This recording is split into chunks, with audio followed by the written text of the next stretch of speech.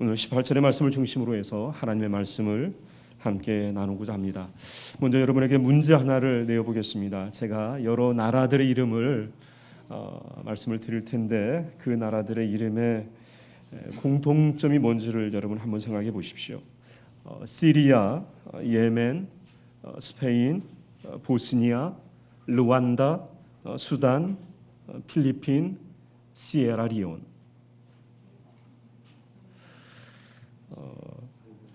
전쟁이죠. 내전입니다. 내전은 한 나라에서 일어나는 전쟁을 내전이라고 하죠. 이 나라들 외에도 많은 나라들이 전쟁, 내전에 휩싸여 있는 것이 현실입니다. 현재 이 중에서 가장 심각한 상황은 시리아 내전입니다. 시리아 내전은 2011년에 시작이 되어 지금도 진행 중에 있습니다. 시리아는 중동에 있는 나라로서 시리아의 수도는 우리에게 굉장히 익숙한 도시입니다. 다메섹이라고 하죠. 다마스쿠스. 이 시리아는 성경에 나오는 나라이기도 합니다. 지난 6년간 시리아에서는 내전으로 30만 명이 죽었습니다. 굉장히 큰 숫자죠. 6년 동안 30만 명이 죽었고 490만 명의 난민이 발생했습니다. 2015년 9월 3일에 전 세계인을 충격과 아픔과 안타까움에 빠뜨린 사진 한 장이 있었습니다. 터키 해변에서 숨진 채 발견된 3살짜리 아일란 쿠르디라는 남자아이의 사진이었습니다. 이 아이도 시리아 난민입니다. 엄마와 그리고 2살 위의 형과 더불어서 피난길에 나섰다가 보트가 뒤집혀져 모든 가족이 참변을 당했습니다. 작년 우리 교회가 월드비전과 더불어서 시리아 난민을 위한 헌금을 했습니다. 안타까운 것은 시리아 내전은 지금도 여전히 진행 중이고 쿠르디와 같은 아이들이 계속 생겨나고 있다는 사실입니다. 그러면 왜 이런 비극적인 내전이 끊이질 않고 세계 도처에서 일어나는가라는 거지요. 우리는 지난 시간에 한 사람의 타락이 한 가정의 불행과 비극으로 이어지고 또 그 비극은 한 민족 내의 갈등과 전쟁으로 이어진다는 것을 우리가 묵상을 했습니다. 이스라엘 11지파와 베냐민 지파가 싸우기 위해서 모였습니다. 분명 베냐민 지파도 이스라엘 나라 사람들입니다. 같은 민족입니다. 같은 하나님의 백성들입니다. 그런데 왜 같은 민족끼리 전쟁을 하려 할까라는 거지요. 여기에 무슨 합당한 이유라도 있는 것일까? 싸움과 전쟁은 불가피한 것이다라고 말하는 사람들이 있습니다. 사람 사는 세상이 원래 그렇다는 거지요. 사람들이 사이좋게 지내면 좋겠지만 서로의 이해관계가 얽혀 있기 때문에 갈등과 싸움, 분쟁과 전쟁은 일어날 수밖에 없다라고 말을 합니다. 찬양 가사 중에 이런 게 있죠. 세상은 평화 원하지만 전쟁의 소문도 늘어간다. 이 모든 인간 고통 두려움뿐 그 지겨움 끝없네. 정말 그런 것 같습니다. 이 세상에 싸움과 전쟁이 없었던 적은 없습니다. 에덴 동산 이후로 사람들은 끊임없이 싸움을 싸우면서 살아왔습니다. 먼저 자연과 싸웠고 둘째는 다른 사람과 끊임없이 한정된 자원과 자리를 놓고 경쟁하며 싸웠습니다. 나라와 나라가 싸웠고 민족과 민족이 땅 때문에 자원 때문에 싸웠고 이념과 정치적인 이유로 싸웠습니다. 이 과정에서 수많은 무기들이 만들어졌고 지금도 더 정교하고 더 가공할 만한 위력을 가진 무기를 만들기 위해서 연구를 거듭하고 있습니다. 여기에는 많은 비용이 들어가게 되어 있습니다. 우리나라의 한 해 국방 예산만 봐도 그렇습니다. 2017년 올 한 해 우리나라 국방 예산이 40조 3천억이라고 하는 말을 듣습니다. 내년 예산은 더 많겠지요. 43조 이상이 될 거라는 뉴스를 듣습니다. 여러분, 이 많은 돈들 다른 용도로 사용이 된다면 얼마나 좋을까요? 더 나아가서 세계에서 싸움과 전쟁을 위해서 쓰는 비용이 환경과 보건과 교육과 문화를 위해서, 그리고 다음 세대를 위해서 사용이 된다면 얼마나 좋을까요? 얼마나 좋은 세상이 될까요? 쿠르디와 같은 아이들이 생겨나지 않겠지요. 성경에도 얼마나 많은 싸움이 있는지 모릅니다. 형제 간의 싸움이 있습니다. 지파 간의 싸움도 있습니다. 왕과 신하의 싸움도 있습니다. 나라와 나라 사이의 싸움도 있습니다. 공동체 안에서 하는 싸움도 있습니다. 영적으로는 사단 마귀와 싸우는 영적 싸움도 있습니다. 그러면 에덴 동산 이후로 사람이 싸움을 피할 수 없다는 것이 결론이라면 날마다 우리가 이렇게 갈등하고 싸워야 하는 것일까? 날마다 우리가 전쟁을 해야 하는 것일까라는 것입니다. 싸우는 것이, 전쟁이라고 하는 것이 사람들의 숙명이라면 그렇게 해야 할까라는 거지요. 여러분, 그러나 모든 싸움과 전쟁이 정당화된 싸움은 아니라는 거죠. 하나님께서 반대하시는 싸움도 있습니다. 또 반대로 하나님께서 인정하시는 싸움도 있습니다. 하나님께서 명령하시는 전쟁도 있습니다. 그러면 하나님께서 명령하시는 전쟁은 뭘까? 하나님께서 허용하시는 전쟁은 어떤 전쟁일까? 그것은 하나님의 나라를 위한 전쟁입니다. 하나님의 나라를 확장하거나 회복을 위한 전쟁, 하나님의 살아계심과 열방에 대한 하나님의 변함없는 통치를 보여주기 위한 전쟁, 하나님의 영광과 거룩을 훼손하고 욕되게 하는 자들에 대한 심판의 전쟁이 바로 하나님께서 허락하시고 하나님께서 명령하신 전쟁입니다. 이러한 전쟁 위에 모든 싸움과 전쟁은 하나님께서 허락하지 않으십니다. 여러분, 그렇다면 오늘 본문에 나오는 전쟁은 어떤 전쟁일까요? 오늘 이스라엘 백성들이 11지파와 한 지파가 갈리어서 전쟁을 하려 하고 있습니다. 이 전쟁은 어떤 전쟁일까? 오늘 본문에 나오는 전쟁은 두 가지 면에서 하나님께서 명령하신 전쟁이 아니다라는 것입니다. 첫 번째는 같은 민족 간의 전쟁입니다. 전쟁의 성격과 적이 바뀌었습니다. 물론 사사기에는 각 지파 사이에서 일어나는 많은 사소한 갈등과 싸움들이 있습니다. 기드온과 에브라임 지파가 갈등을 했습니다. 입다가 사사로 있을 때에는 길앗과 에브라임 사이에 작은 전쟁이 있었습니다. 그리고 삼손과 유다 지파 사이에도 갈등이 있었습니다. 그러나 이 모든 갈등들 그리고 싸움들은 다 국지적인, 다 소극적인 사소한 갈등과 싸움이었다라는 거죠.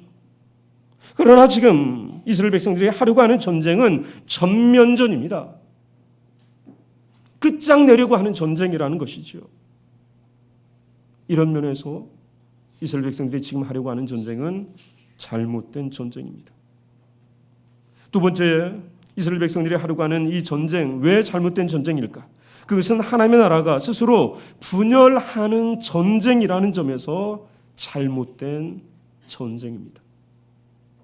예수님께서 말씀하셨습니다. 마태복음 12장 25절, 26절 말씀을 보시면 이렇게 말씀하시는데, 스스로 분쟁하는 나라마다 황폐하여질 것이요 스스로 분쟁하는 동네나 집마다 서지 못하리라. 만일 사탄을 쫓아내면 스스로 분쟁하는 것이니 그리하고야 어떻게 그의 나라가 서겠느냐.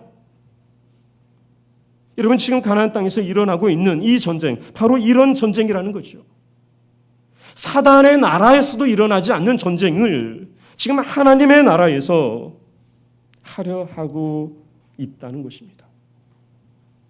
하나님의 백성들의 분열입니다. 하나님의 백성들이 분열했습니다. 분열해서 전쟁을 하려 하고 있습니다. 하나님 나라의 백성들이 분열하면 하나님의 나라가 설 수가 없습니다. 하나님의 나라가 확장될 수 없습니다. 그럼에도 불구하고 지금 이스라엘 백성들이 서로를 향하여 칼을 겨누고 있습니다. 하나님 보시기에 정당치 못한 전쟁입니다. 하나님의 나라를 위한 전쟁이 아니라 자신들의 욕심과 탐욕과 분노를 위한 전쟁입니다. 여러분 18절 말씀을 보십시오. 그 이유를 우리가 좀 더 자세하게 알아보기를 원하는데 우리 18절 말씀 다시 한번 읽어보도록 하겠습니다. 시작.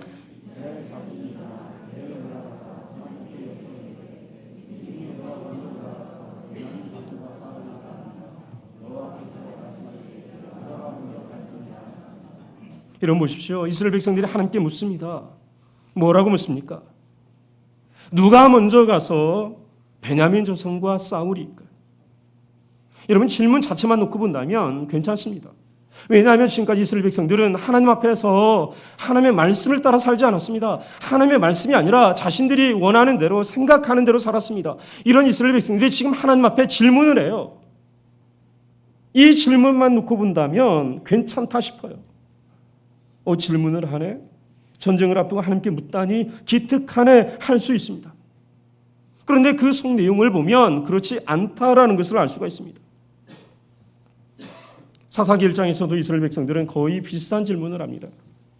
사사기 1장에 누가 먼저 올라가서 가나안 족속과 싸우리이까? 누가 먼저 올라가서 가나안 족속과 싸우리이까? 전쟁의 상대가 같지 않습니다. 1장에서는 전쟁의 상대가 가나안 족속입니다. 그런데 오늘 본문에서는 베냐민 지파입니다. 여러분 뭐가 잘못된 것일까요?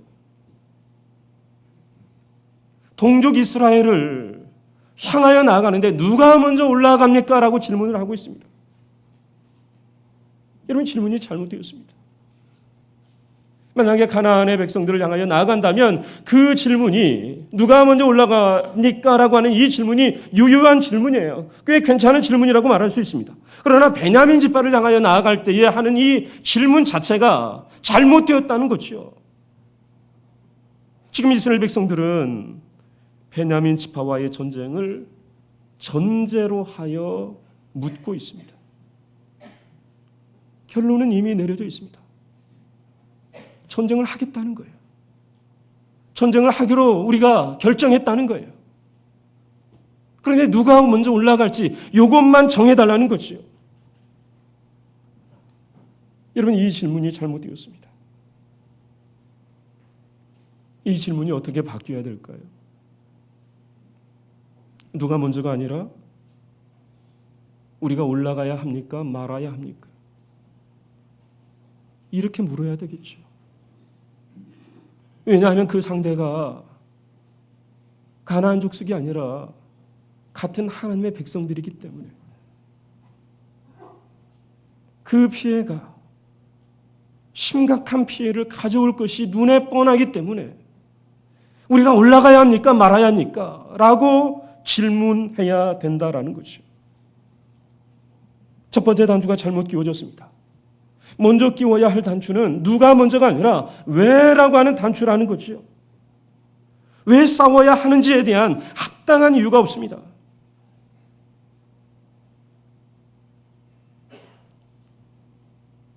여러분 하나님의 백성들이 싸움을 할 때에 그 싸움의 명령자가 누구인지 분명히 할 필요가 있습니다.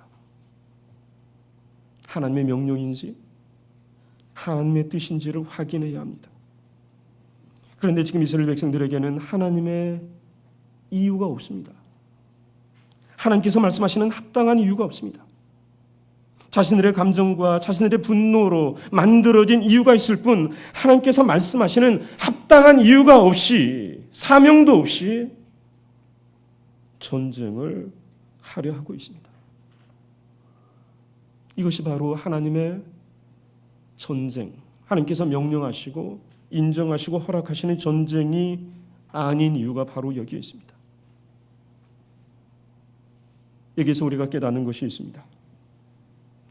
그것은 싸울 수밖에 없는 우리의 삶이 또한 그러한 삶의 현장 가운데 있는 우리가 먼저 무엇을 물어야 하는가라는 거죠. 우리가 왜라고 여러분 물어야 된다는 거예요. 누가 먼저가 아니라 왜 싸워야 합니까? 왜 예배해야 합니까? 왜 기도해야 합니까? 왜 우리가 선교해야 합니까? 물어야 된다는 거죠. 그런데 문제는 여러분 묻지 않는다는 거예요. 교회 안에 질문이 없다는 것입니다.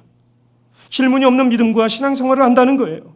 그러다 보니까 어떻습니까? 신앙과 믿음에 힘이 없습니다. 묻지 않고 명확한 근거도 없이 신앙생활을 하다 보니까 힘이 없어요. 능력이 없어요. 영향력이 없다는 것입니다. 그저 다른 사람들이 하는 걸 보고 따라합니다. 확실한 이유와 근거를 따라 신앙생활을 하는 것이 아니라 감으로 신앙생활을 해요. 그러니 생활신앙이 안 되는 거죠. 신앙생활은 교회 안에서 할 수 있습니다. 옆에 사람이 어떻게 신앙생활을 하는지 그냥 옆눈질 하면서 곁눈질 하면서 보고 그냥 따라 할 수는 있어요. 그러나 왜 예배하고 왜 우리가 기도하고 왜 선교하고 왜 전도하는지에 대한 확실한 근거를 가지고 있지 않기 때문에 생활 속에서 신앙생활을 하지 못해요. 여러분 우리가 질문을 해야 돼요. 왜라고 질문을 해야 됩니다. 왜 싸워야 하는지, 누구를 위해서 싸워야 되는지, 무엇을 위해서 싸워야 하는지를 물어야 합니다. 그리고 하나님의 응답을 들어야 합니다. 모든 결론을 내가 내려놓고 사람이 내려놓고 하나님께 허락해달라고 하는 것이 아니라 하나님의 역할을 그냥 도장을 그저 찍어주는 분 정도로 한정하는 것이 아니라 모든 주권이 하나님께 있음을 인정하고 하나님 앞에 맡기는 거죠. 하나님의 결정대로, 하나님의 명령대로 살기를 그렇게 모든 걸 하나님 앞에 맡기는 거예요. 여러분 교회 안에 질문이 없습니다. 여러분 어떠십니까? 여러분 질문하십니까? 여러분 신앙생활 하면서 여러분 질문하십니까? 다 알아서 나는 다 알고 있으니까 난 질문할 게 없어. 그 정도의 수준입니까? 목회자들도 질문을 좋아하지 않는 것 같습니다. 질문하면 그냥 믿으라 하죠. 그냥 믿으세요. 여러분 교회의 지도자들이 말하는 거 되게 좋아합니다. 정답도 쉽게 말을 하죠. 여러분 하지만 자세히 들으려 하지 않습니다. 지난주에 책을 읽었는데 그 내용 가운데 이런 대목이 있었어요. 여러분 고해소라고 있잖아요. 이게 성당에 가면 고해소라고 하는 게 있는데 그 고해소 밑에 작은 문구 하나가 이렇게 적혀 있다는 거예요. 그 문구의 내용이 이렇습니다. 중요한 것만 짧게 간추려 고해하시오. 잘 들으려 하지 않아요. 그러니까 질문이 달갑지 않은 거예요. 그러니까 왜 그렇습니까? 거기에 대해서 좀 자세하게 세세하게 이래서 이렇습니다. 하나님의 말씀이 이래서 우리가 이러한 삶을 살아야 합니다라고 하는 그러한 대답을 그렇게 하기가 쉽지 않다는 거예요.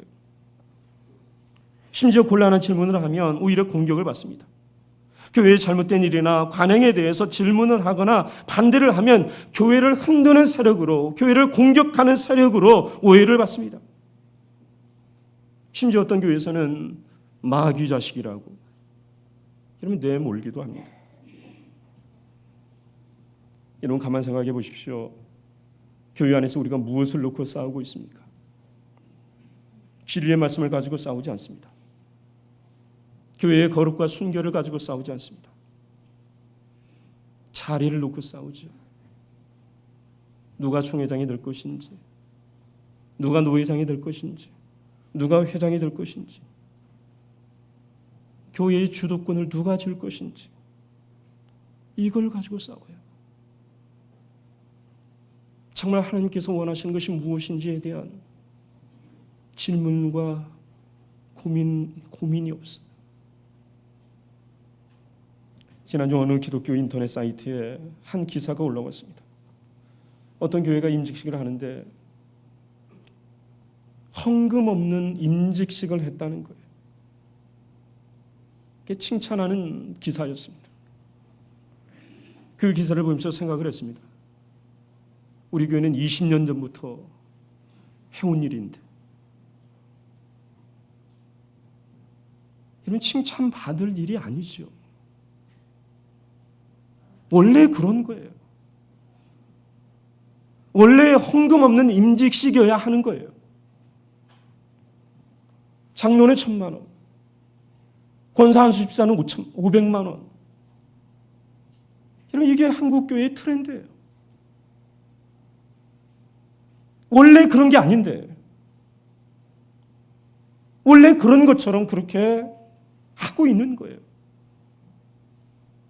여러분, 여기에 대해서 그 누구 하나 손을 들고 우리가 왜 그렇게 해야 됩니까? 라고 질문하는 사람이 없어요. 질문한다 할지라도 거기에 대해서 그게 아닙니다 라고 설득력 있는 대답을 못 해줘요. 그럼에도 불구하고 그게 그렇게 관행처럼 계속해서 내려오고 있다라는 거죠. 우리가 누구를 믿는지, 누구를 위해서 목회를 하는지, 무엇을 위해 누구를 위해 싸우는지 이런 물어야 돼요. 질문해야 된다는 거죠. 여러분, 여기에 자신 있는 답을 하지 못한다면 우리의 수준이 그렇습니다. 우리의 영성이 그 정도 수준인 거예요. 여러분, 한국교회가 왜 영향력이 없습니까? 그 정도 수준인 거예요.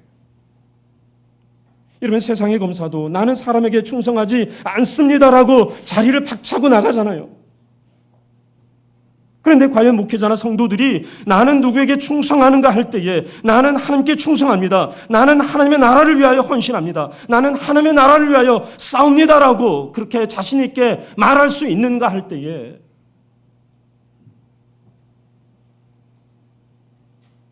그렇게 선뜻 대답하지 못한다는 거죠. 여러분, 무엇을 위해서 싸우십니까? 누구를 위해 신앙생활을 하십니까?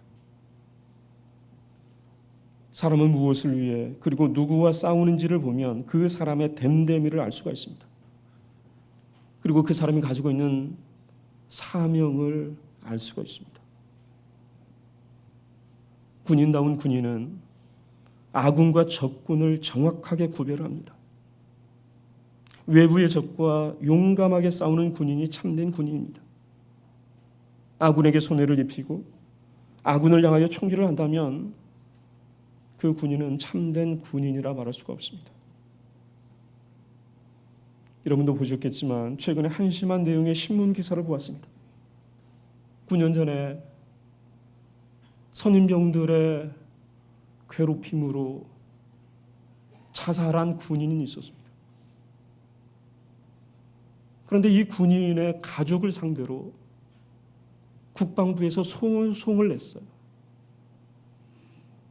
그 사고 처리하는 기간 동안에 월급이 지급이 됐대요. 33만 5천 원. 그리고 여기에 절차 비용 등을 포함을 해서 40만 1천 원을 반환하라는 소송을 냈대요. 굴에 가서 아들이 죽었습니다. 그 부모에게 40만 1천 원 반환하세요라고 소송을 냈다는 거예요.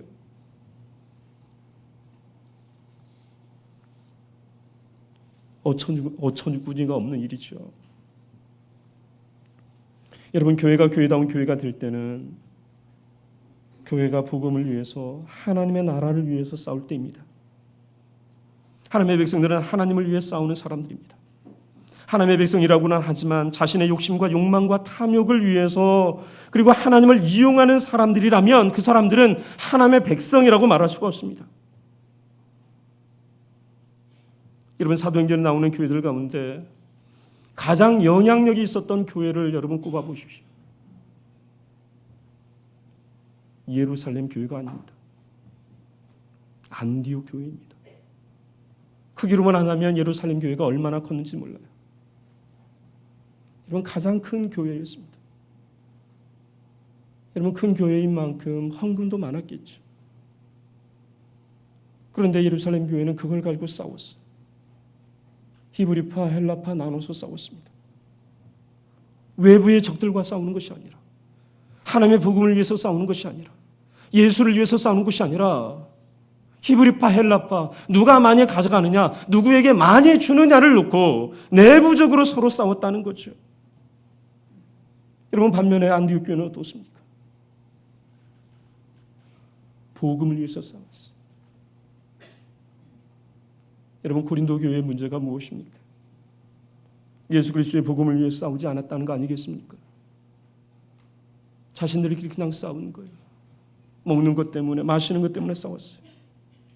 교회 구성원들끼리 열심히 싸웠습니다.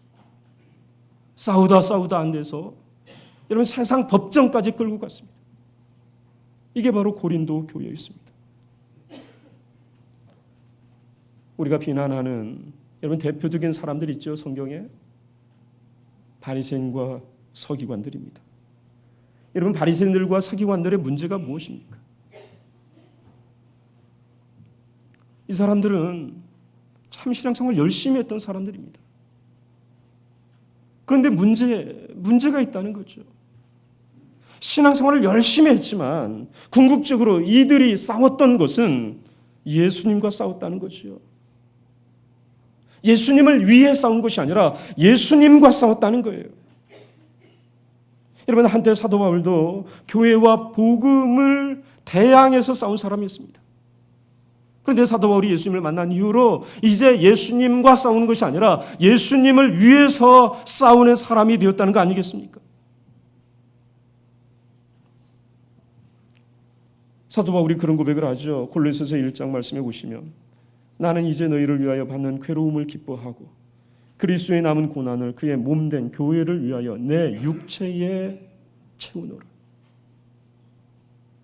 그리스도를 위해 살겠다는 거예요. 그리스도를 위해 싸우겠다는 거예요. 아무리 힘들고 어려워도 내 목숨을 내어놓는다 할지라도 이제는 내가 예수 그리스도를 위해서, 예수 그리스도와 대항해서 싸운 것이 아니라 예수 그리스도를 위해서 내가 싸우겠다라고 하는 여러분 믿음의 고백이에요. 그리고 실제로 그렇게 믿음의 선한 싸움을 싸웠습니다. 그리고 마지막에 사도 바울이 그런 고백을 하죠. 나는 선한 싸움을 싸우고 나의 달려갈 길을 마치고 믿음을 지켰다. 나의 삶을 가만 되돌아보니까 나는 믿음의 선한 싸움을 싸웠다. 나는 믿음의 길을 여기까지 달려왔다라고 자신의 삶을 그렇게 반추하고 있습니다. 여러분, 우리가 성도님들을 위하여 중보로 하지요. 성도님들의 삶을 여러분 가만 한번 생각해 보십시오. 성도님들이 무엇을 위해서 싸우는 사람들입니까? 자신의 영달을 위해서 싸우는 사람이라면 아마 선교지에 나가 있지 않을 거예요. 그러지 않겠습니까? 자신의 부귀와 영화를 위해서, 자신의 명성을 위해서 여러분 싸우는 사람이라면 여러분 선교지에 안 나갈 거예요. 복음을 위해서, 예수님을 위해서 여러분 그 선교지에서 치열한 싸움을 싸우고 있습니다. 그 과정에서 피를 흘리기도 하고 총에 맞기도 하고 가족들과 떨어져 살아야 할 때도 있습니다. 외로움에 힘겨워할 때도 있습니다. 그럼에도 불구하고 순교자님들은 그 싸움을 포기하지 않습니다. 지난 금요일 저녁 식사를 하면서 TV에서 방영되는 그 아프리카 마다가스카르에서 사역하시는 그 의료 선교사님의 영상을 보았습니다. 선교사님들의 삶이 그렇듯이 힘들고 고된 삶이 그대로 영상에 담겨져 있었습니다. 그 중에서 참 마음에 와닿는 대목이 있었습니다. 바로 자녀 문제였습니다. 진료를 위해서 이 선교사님은 오지로만 다녔습니다. 자녀들 옆에 있을 시간이 없었습니다. 아버지 없는 자녀들의 삶, 여러분 많이 힘들었겠죠.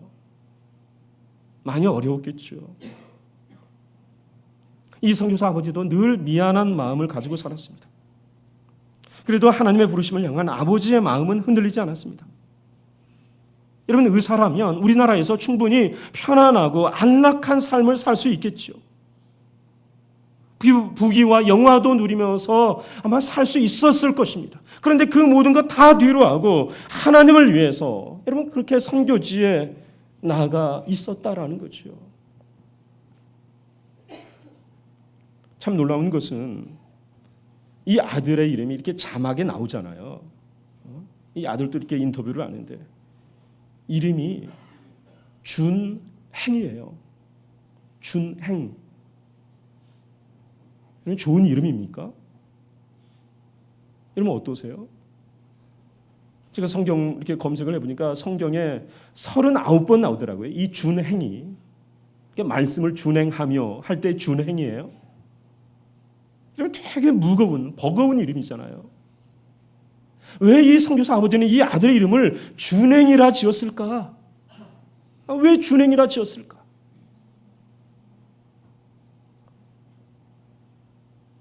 여러분, 선교사님의 또 다른 이름이 아닐까요? 아들의 이름이기도 하면서 아마 자신의 또 다른 이름이 아닐까? 나는 평생 이렇게 살고 싶습니다. 나는 평생 하나님께서 부르시는 그날까지 하나님의 말씀 앞에, 하나님의 사명 앞에 준행하는 삶을 살겠습니다라고 하는 그의 마음가짐이 녹아있는 이름이 아닐까?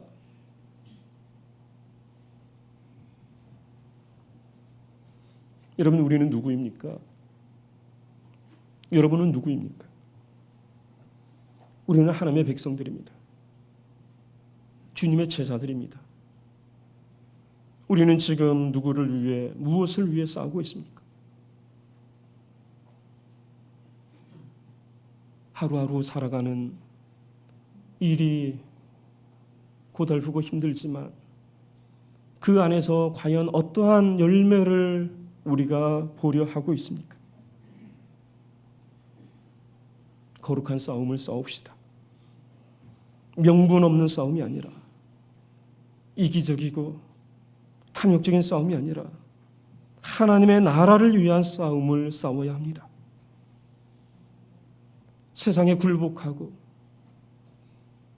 세상에 물드는 삶이 아니라 세상을 바꾸는 싸움을 우리가 싸워야 합니다.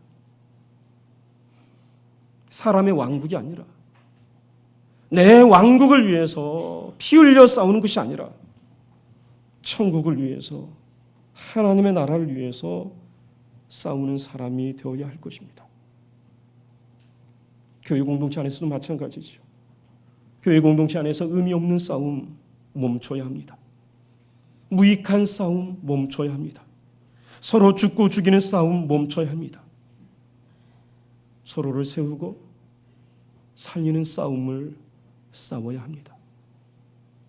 이러한 싸움을 싸우는 저희들 하나님께서 함께 하십니다.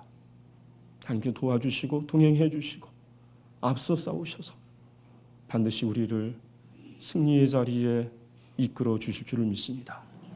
하나님의 나라를 위하여 날마다 싸우기를 주저하지 않는 저와 여러분들의 삶이 되어지기를 간절히 소원합니다. 기도하겠습니다. 살아계신 하나님, 내 욕심과 내 욕망과 내 탐욕을 위한 싸움이 아니라 하나님의 나라를 위한 거룩한 싸움을 싸우는 저희들 되게 하여 주옵소서. 믿음의 선한 싸움 싸우기에 주저하지 않게 하시고 날마다 예수 그리스도의 이름으로 승리를 선포하며 나아가는 믿음의 군사들 되게 하여 주옵소서. 예수님의 이름으로 기도하옵나이다. 아멘.